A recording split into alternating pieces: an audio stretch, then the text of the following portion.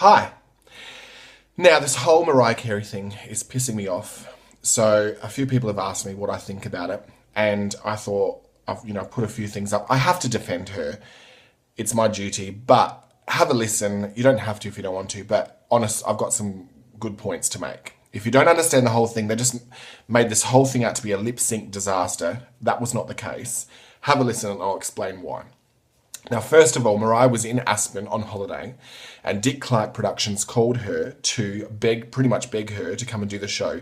She's done it a couple of years in the past, and they needed, her as a headline act. So they asked her to do it. So she cut her holiday short and came and did the show. Now, first of all, they've come back and said after this whole thing, they've said it was her fault because she didn't turn up to rehearsal. She did turn up to rehearsal. There's photo and video evidence of her at rehearsal. But she was having problems with her hearing, her earpieces. Now, these whole earpiece things that everyone's talking about. Times Square, first of all, Times Square. It's the biggest monument, or whatever you want to call it, landmark, intersection in the world with high-rise buildings that we've never ever seen in Adelaide.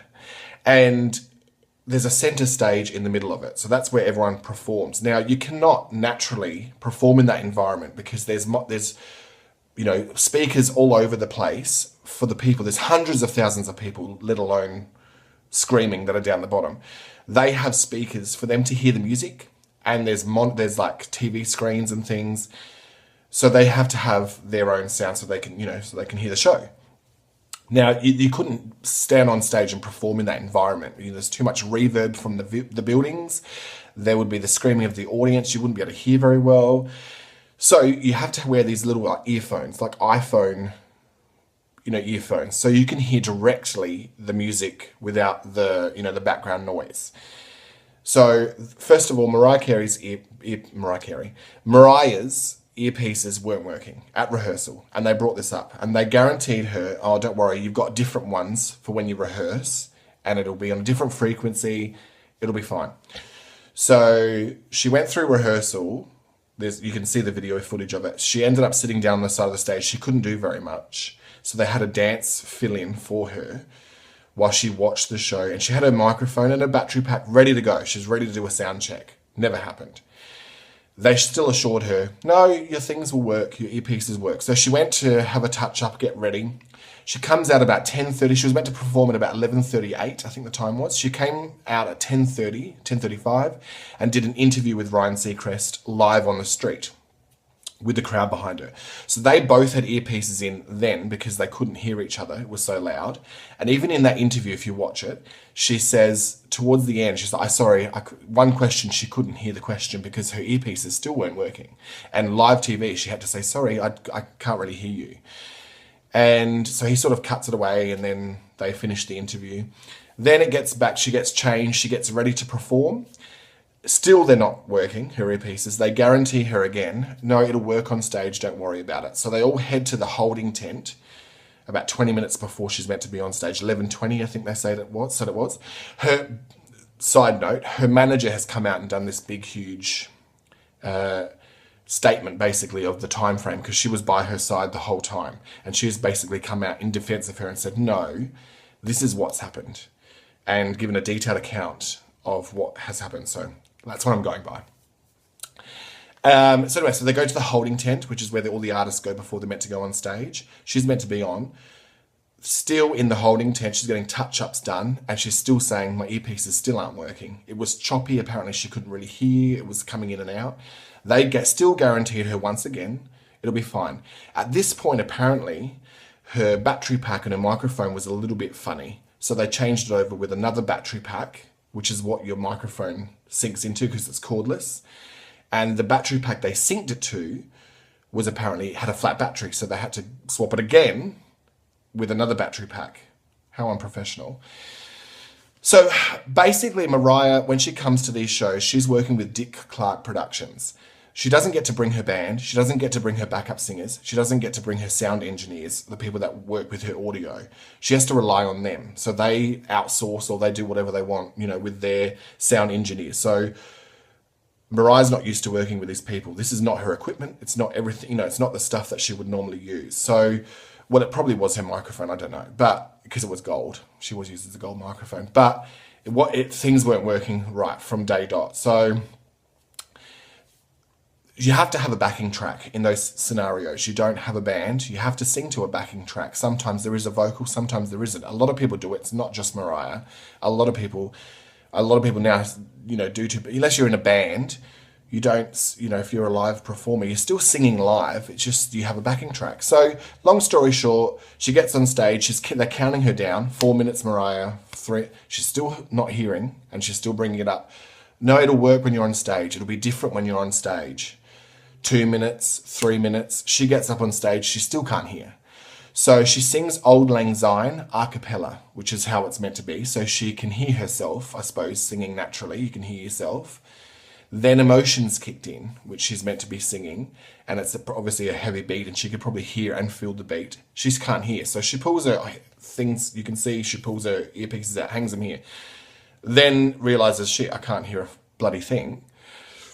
And as she's meant to be carried down by her dancers in a nice way, you can hear her say, if you watch the footage, she's like, just walk me down, just walk me down. But she says it into the microphone. She walks down, she gets to the front, she can't hear anything. And she says, I can't hear anything, but we're going to try and get this done. She's probably panicking. It's hundreds of millions of people watching this TV show. How would you feel? And she's like, probably pissed off too. And she still can't hear anything. So she gets to the front of the stage and she's just, what does she do? She can't hear the sound. She doesn't know what part of the song's up to. She does try a couple of times. And yes, there was the high notes in the background. So obviously she couldn't do the high notes that day. Can you do the high notes? No. So they're obviously very hard. So they must have a backing track for those parts of the song. But there was no vocal. So that song she was going to sing. You could tell. Then it gets to the We Belong Together bit. And she's still trying to make the best of the situation. And you can hear her say, oh, this is the album version, or this is the album track. So I think the sound engineers, rather than put the backing track on and get her just to stand there and not sing again, they put the CD track, which they would have at their disposal, to basically maybe prompt her to sing. So she starts and she gets up on the little platform and she starts singing, and you can hear her sing a little bit, and then they turn her microphone off. So she's lip syncing basically. But then she realizes, I think, well, this is ridiculous, and you can just see her pull the microphone away and she just gives up. How embarrassing. Not for her, well, a little bit for her, but like the professionalism, like she's basically just gone, this is so ridiculous, I'm not even going to bother making this try and look like anything. So they take her back down again and she finishes the song, but she's really given up. You could just tell, and she's not impressed. So I think that's basically what happened. And I think it's shame on them. I think the professionalism, they haven't apologised. They haven't come out and said that. They've admitted there was some sort of audio error, but they haven't come out and said, we apologise. They've basically tried to turn the blame back on her. Now, she's been performing for 26 years. She's never had a problem. She's never, thrown a diva fit like this before. Yes, we all know she's a diva, but that's part of her shtick. That's part of her act. But she deserves it. She's 200 million albums sold, 18 number ones, the longest number one in history, 16 weeks, which was One Sweet Day. I mean, she can sit back and say, I'm Mariah Carey. Give her a bit of slack, like far out, be professional and show her, So anyway, this is what it comes down to. They could have cut to commercial. They could have said, okay, something's not right. Cut the audio feed, cut to commercial, sort it out, give her a couple of minutes, let's see if we can get this thing's working. They didn't do that. Then her management, after the show after she'd walked, she still went and did the ball drop. No one sees this part of it. So after she was performing, the ball drop, there's a ball that drops and it counts down.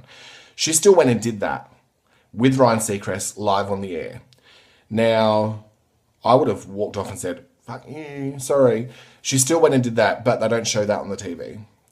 Also, her manager rang the producer after the performance and said, what went wrong? He said, oh no, there was nothing wrong on our side. No, it was all good. And then she said, well, can you cut, because the West Coast, the East Coast, whatever, there's a delay, sort of like Queensland and, Sydney or whatever, that they were going to get the thing later. She said, can you cut that feed so that it doesn't go through? We'll just, and they didn't, they said, we can't do that.